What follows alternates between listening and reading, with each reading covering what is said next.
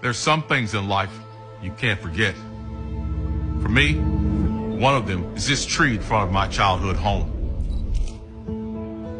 You see, I grew up poor here in Greensboro, the ninth of 10 children. We had no phone, no air conditioning, no car. What we did have was an alcoholic father who beat my mother. Despite all that, he was still my father, someone we counted on.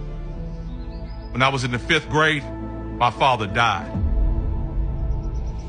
My mother had a choice: kick her feet up and live off the government or get a job. My mom took her 5th grade education and walked across the street and got a job at a university.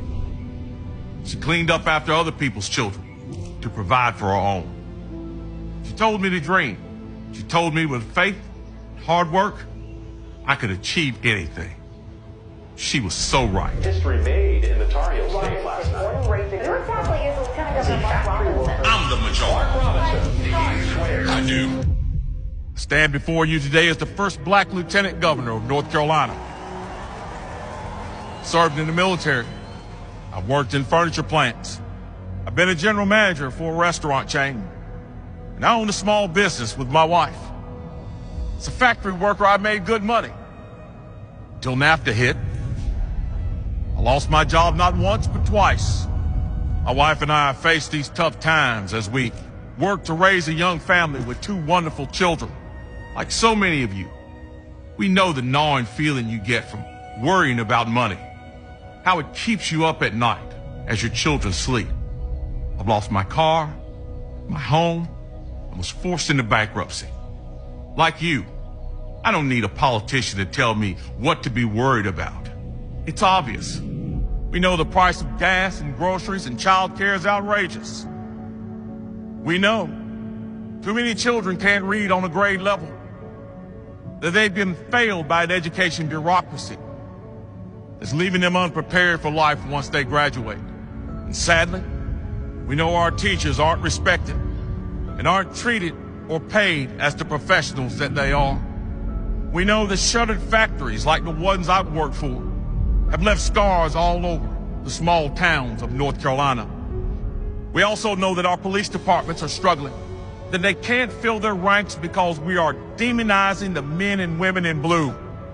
North Carolina doesn't need more slick politicians who use work boots and Carhartt jackets as props in TV ads. They're just pretending to be one of us.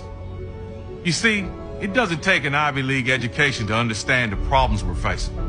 What it takes is somebody with a backbone and a vision, who cares about serving instead of climbing the political ladder. I'm running for governor because we deserve to be represented by someone who's actually lived like us. Someone who wants to serve, not rule. I don't care about the zip code you live in, the size of your paycheck, whether you're black, white, straight, or gay. None of those things should determine your future or your child's future. No one should have to choose between paying for medicine or making a trip to the grocery store. And our streets should be safe, and so should our schools. These issues shouldn't be Republican or Democrat issues. They should be the issues that transcend the gridlock of our capital. History teaches us anything. It's that Americans don't run from trouble. We run towards it. Now it's our time to stand up and make history, so that kids who grew up in uncertainty like I did, that they have a chance to succeed, and that they know that they live in North Carolina, a state where anything is possible. Someday you and I will be gone, and I don't want my family to see a picture of me and wonder why I didn't fight for them. I want my children and grandchildren to know that I did everything I could. That's what I'm fighting for, and that's why I'm running for governor. Will you join me?